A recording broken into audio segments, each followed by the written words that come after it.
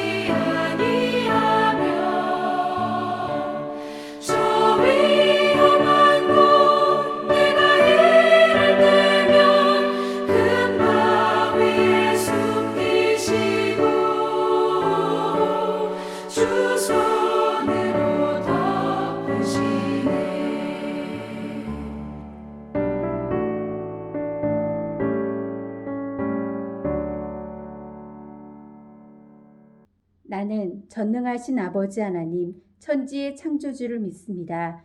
나는 그의 유일하신 아들 우리 주 예수 그리스도를 믿습니다. 그는 성령으로 잉태되어 동정녀 마리아에게서 나시고 본디오 빌라도에게 고난을 받아 십자가에 못 박혀 죽으시고 장사된 지 사흘 만에 죽은 자 가운데서 다시 살아나셨으며 하늘에 오르시어 전능하신 아버지 하나님 우편에 앉아 계시다가 거기로부터 살아있는 자와 죽은 자를 심판하러 오십니다. 나는 성령을 믿으며 거룩한 공교회와 성도의 교제와 죄를 용서받는 것과 몸의 부활과 영생을 믿습니다.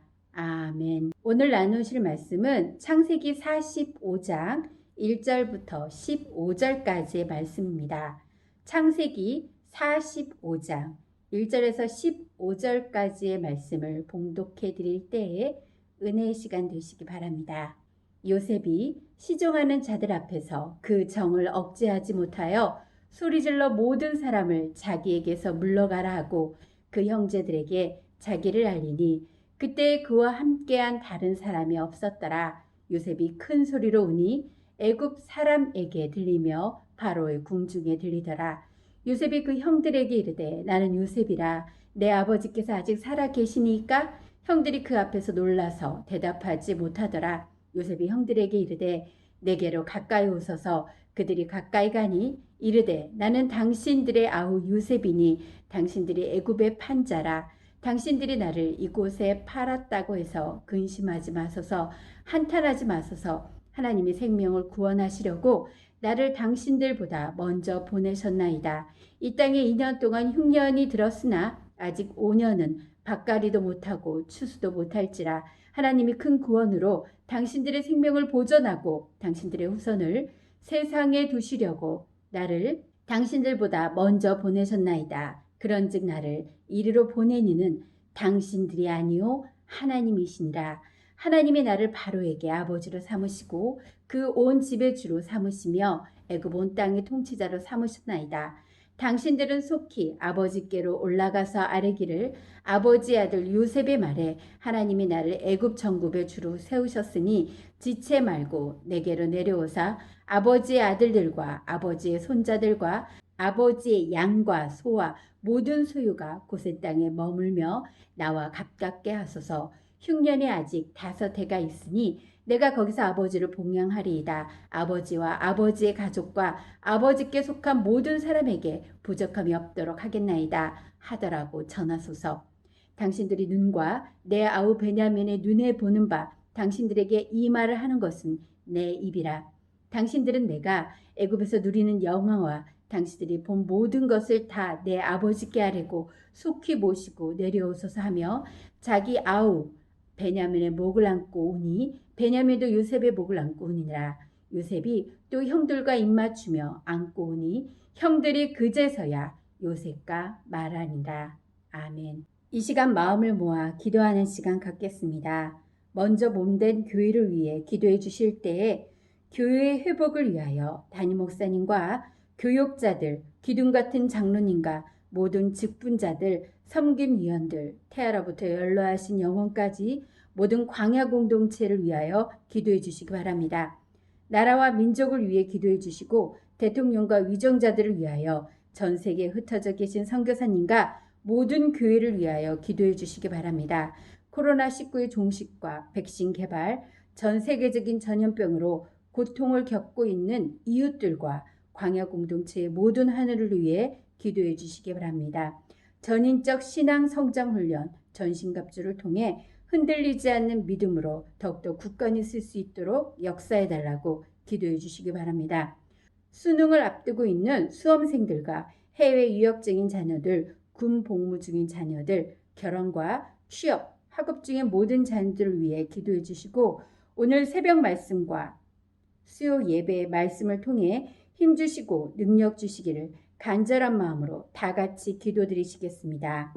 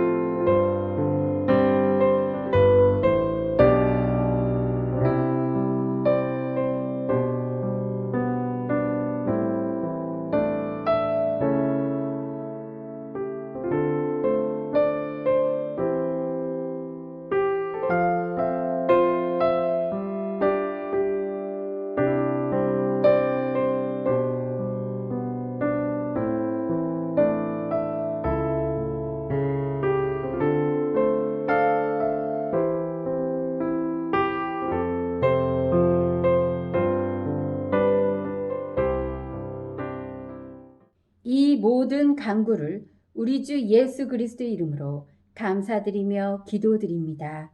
아멘. 어제 우리는 베냐민을 위하여 신금을 울리는 탄원을 하는 유다의 모습을 보았습니다.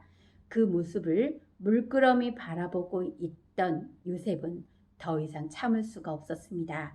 해서 1절을 보면 요셉이 시종하는 자들 앞에서 그 정을 억제하지 못하여 소리질러 모든 사람을 자기에게 물려가게 하고 그 형제들에게 자기를 알리니 그때 그와 함께 한 다른 사람이 없었다라고 고백하고 있습니다. 요셉은 지금 방성대곡을 하고 있습니다. 그는 유다의 신금이 울리는 탄원을 듣고 감동하여 형제들에게 더 이상 자신의 신분을 감추는 일을 그만두고 자신이 누구인지 밝히고 있는 것입니다. 또한 형제들을 위로하였습니다. 그는 자신이 팔린 것을 형들의 허물로 돌리지 않았습니다. 이것은 하나님의 주권적인 섭리며 하나님께서 당신들의 후손을 구원하시기 위한 역사라고 고백하고 있습니다. 이것은 아브라함과 이삭과 야곱을 통해서 하신 말씀을 이루고자 하심으로 먼저 나를 애굽에 보냈다라고 요셉이 고백하고 있습니다.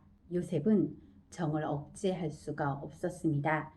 형들을 시험하는 이 순간 누구보다 괴로웠던 것은 요셉입니다. 요셉은 상처받은 구원자였습니다.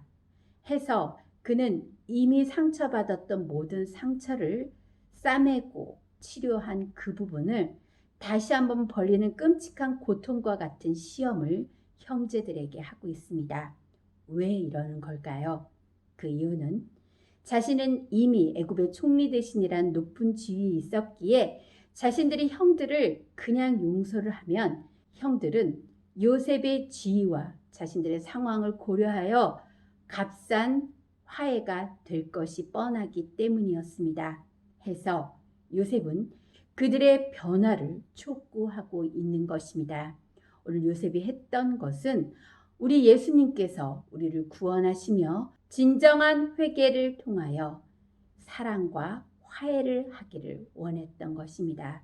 해서 요셉은 오래전 아물고 오래전 잃어버렸던 므낫세, 잊혀졌던 아버지 집에서 상처를 스스로 벌려가며 형들에게 회개할 수 있는 기회를 줬던 것입니다. 그런데 유다가 애통해하며 막내 동상 베냐민까지 잃게 되면 아버지가 고통 속에 빠질 것이며 그 전에 요셉을 팔았던 일을 후회하는 모습을 보고 그는 방성대곡하며 더 이상 정을 억제하지 못했습니다. 가장 괴로웠던 요셉.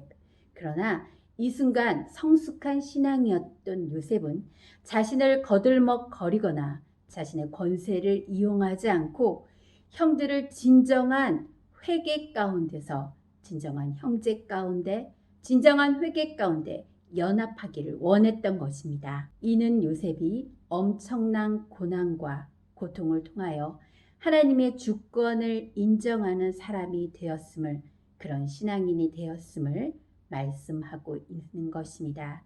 그의 이러한 삶은 110세에 하나님께 부르심을 받을 그 순간까지도 하나님의 뜻대로 이방 땅에서 살아가는 빛의 자녀의 모습을 바라보게 됩니다. 사랑하는 성도 여러분, 세상에는 값싼 용서와 값싼 회개가 있습니다.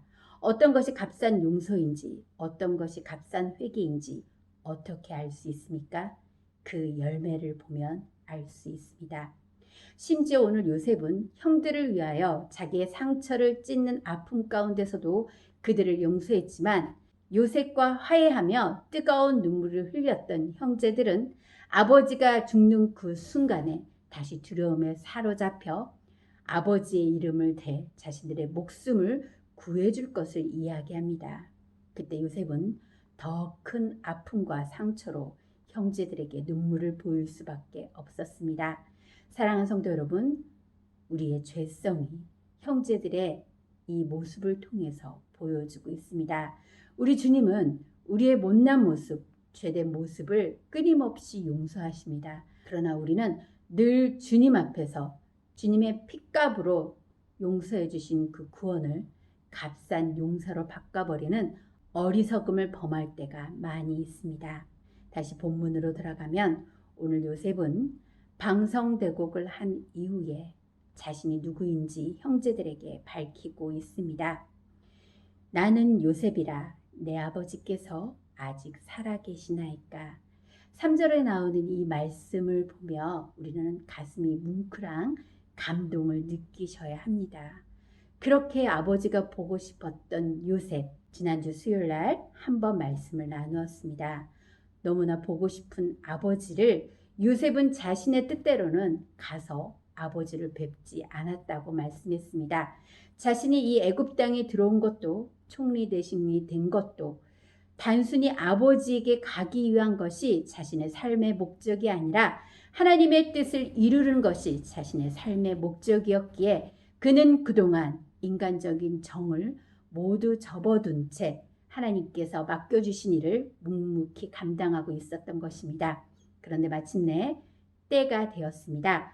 총리 대신이 된 지 9년, 흉년이 든 지 2년, 요셉의 형들이 그를 찾아왔고 그는 이 조심스러운 상황 가운데 하나님의 지혜로서 완전히 회복되고 진정한 회개를 요구하며 그들과 화해하기를 원했습니다.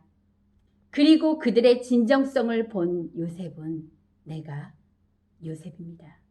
아버지는 아직 살아계시니까 얼마나 보고 싶었을까요? 매일 밤마다 아버지의 모습을 그렸던 요셉.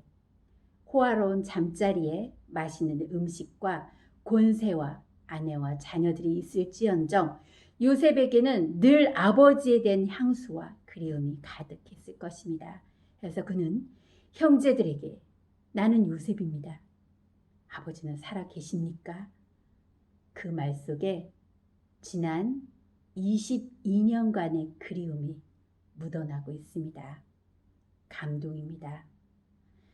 드디어 하나님께서 때를 허락하셨고 그 때 가운데 그는 조심스럽게 하나님의 뜻대로 화해의 입맞춤을 하고 있는 중입니다. 요셉은 이 시간 형제들 앞에서 심판자가 아니고 보복자가 아닌 구원자, 은혜의 주님의 모습으로 서 있는 것입니다. 그는 형제들의 진실된 회개의 모습을 통해 함께 기쁨을 얻고자 하였습니다. 형들의 마음을 알았기에 형들에게 두려워하지 말라라고 말했습니다. 하나님께서 생명을 구원하시려고 당신들보다 먼저 나를 앞서 보내셨다라고 고백하며 형들의 악한 행위보다 배후 위에 계신 하나님을 높이며 찬양했습니다. 이는 하나님의 주권적인 섭리를 바라보았기에 형들의 악한 마음이나 행동도 은혜 가운데 덮어줄 수 있었던 것입니다. 이것이 요셉의 진정성입니다. 그는 지금 높은 자리에서 가식적인 용서를 하려고 하는 것이 아닙니다. 7절 말씀 함께 읽겠습니다. 하나님이 큰 구원으로 당신들의 생명을 보존하고 당신들의 후손을 세상에 두시려고 나를 당신들보다 먼저 보내셨나이다. 요셉의 억울했던 인생을 요셉은 하나님의 큰 구원, 22년 아버지를 못 만나고 살았던 세월은 요셉에게 눈물의 세월이었을 것입니다. 하지만 그는 하나님을 경외하며 하나님의 뜻에 순종하며 마침내 큰 구원을 이루기 위하여 준비를 하고 있었던 것입니다. 그리고 자신을 애굽에 팔았던 당사자였던 형제들을 만났을 때 하나님의 큰 구원이 나를 여기에 보냈다고 선언하고 있습니다. 7절에 당신의 생명을 보존하고 당신들의 후손을 세상에 두시려고 라고 말씀하실 때 이 후손은 단순히 11 형제의 아들, 딸들을 의미하고 있는 것이 아닙니다.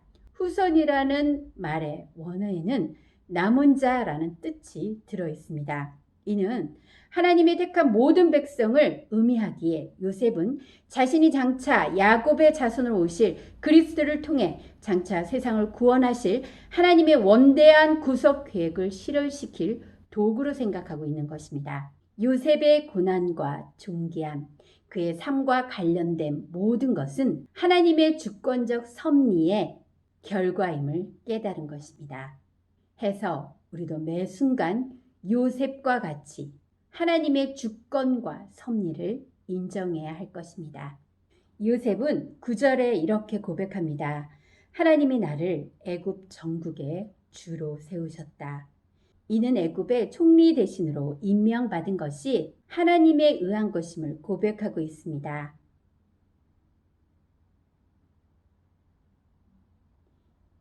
요셉이 하나님을 이 세상의 주관자라는 것을 알았다는 것을 의미합니다. 애굽의 총리 대신이 된 것이 배후에 야곱의 가족을 애굽으로 이주시키기 위한 하나님의 오묘한 섭리였다고 고백하고 있습니다.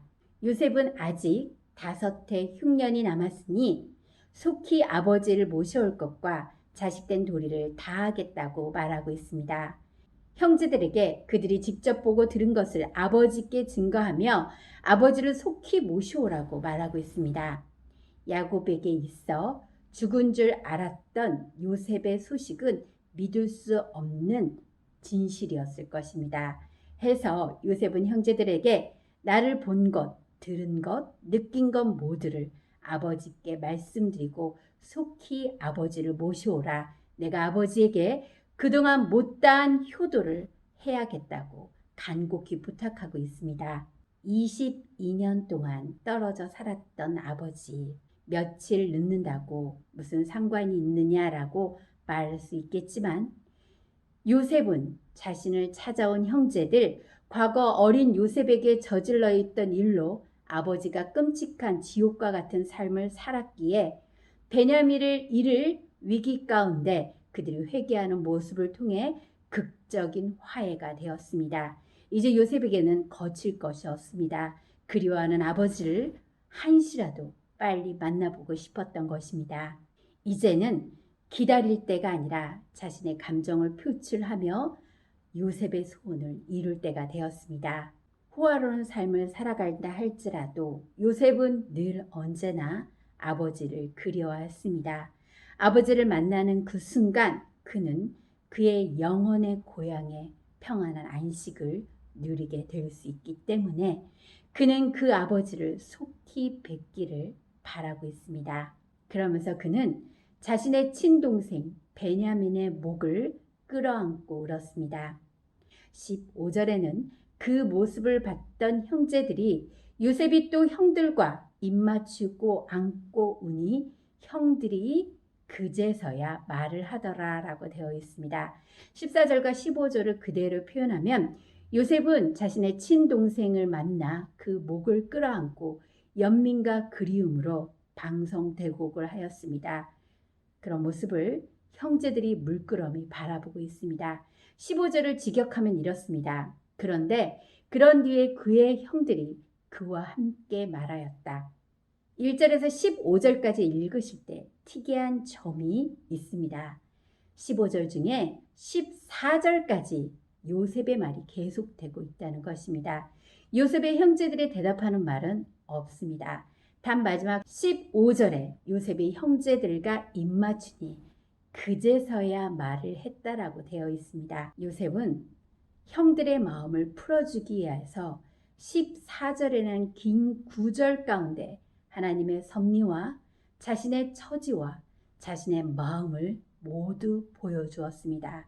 그 마음은 진실이 되었지만 형제들의 마음엔 두려움과 죄가 가득하여 믿을 수가 없었습니다.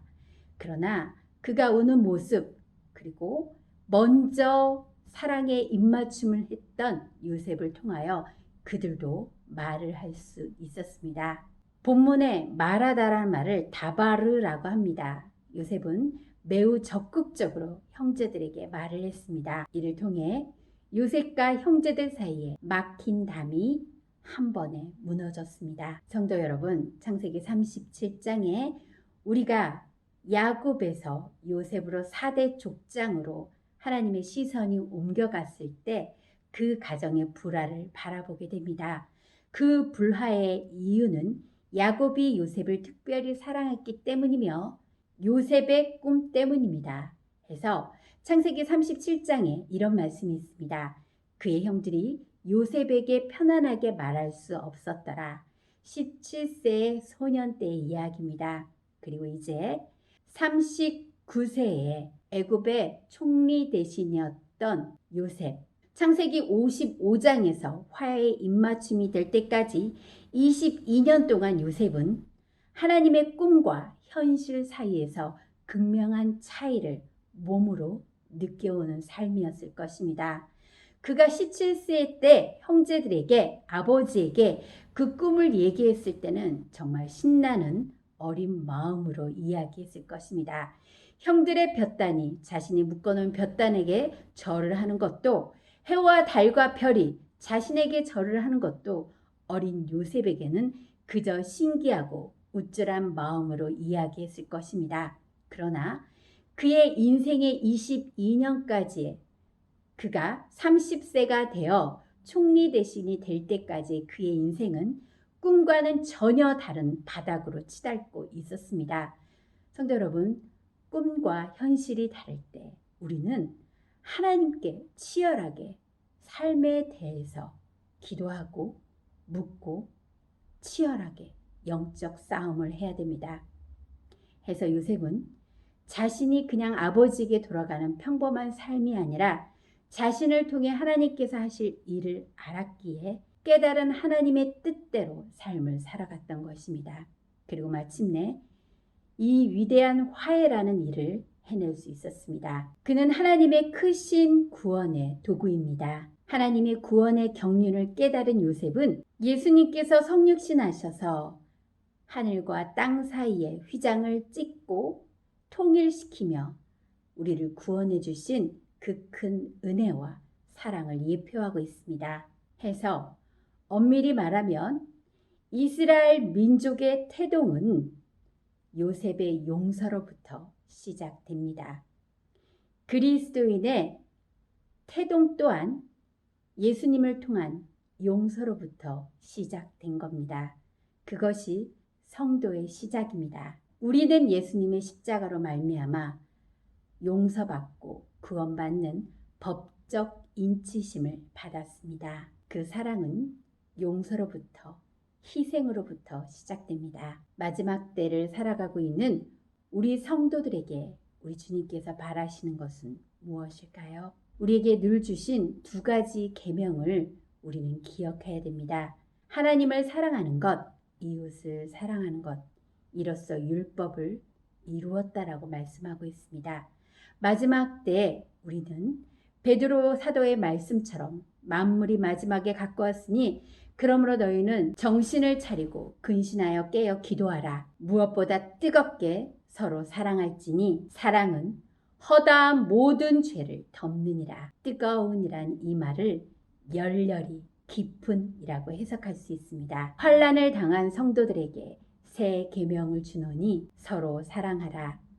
내가 너희를 사랑한 것 같이 너희도 서로 사랑하라. 너희가 서로 사랑하면 이로써 모든 사람이 너희가 내 제자인 줄 알리라. 아멘. 진정한 회복과 용서의 공동체, 희망과 기쁨의 공동체, 은혜와 나눔의 공동체가 되시기를 주님의 이름으로 소원합니다. 기도드리시겠습니다. 사랑과 은혜가 풍성하신 하나님 아버지, 오늘 요셉이 형제들과 화해의 입맞춤을 하는 모습을 보며 그는 자신의 인생이 하나님의 큰 구원이었다고 고백하고 있습니다. 형제들의 악한 마음으로 이곳에 온 것이 아니라 하나님의 경륜 가운데 먼저 자신을 보냈다고 말씀하고 있습니다. 그의 앞으로 삶 또한 형제들과 형제의 자손들, 남은 자들을 통하여 예수 그리스도의 계보까지의 이 위대한 이스라엘 민족의 태동이 요셉의 용서로부터 시작됨을 보게 됩니다. 사랑이 식어진 이 시대에 우리 주님께서 너희가 서로 사랑하면 내 제자인 줄 알리라고 말씀하셨습니다. 함께 새벽 예배를 드리는 모든 성도님들 주님께서 함께해 주시고 가시는 모든 곳마다 하나님의 사랑과 용서와 희망과 기쁨에 가득할 수 있도록 역사하여 주시옵소서. 이 모든 말씀을 우리 주 예수님 이름으로 감사드리며 기도드립니다. 아멘. 하늘에 계신 우리 아버지, 아버지 이름을 거룩하게 하시며 아버지의 나라가 오게 하시며 아버지의 뜻이 하늘에서와 같이 땅에서도 이루어지게 하소서. 오늘 우리에게 일용할 양식을 주시고 우리가 우리에게 잘못한 사람을 용서하여 준 것 같이 우리 죄를 용서해 주시고 우리를 시험에 빠지지 않게 하시고 악에서 구하옵소서. 나라와 권능과 영광이 영원히 아버지의 것입니다. 아멘.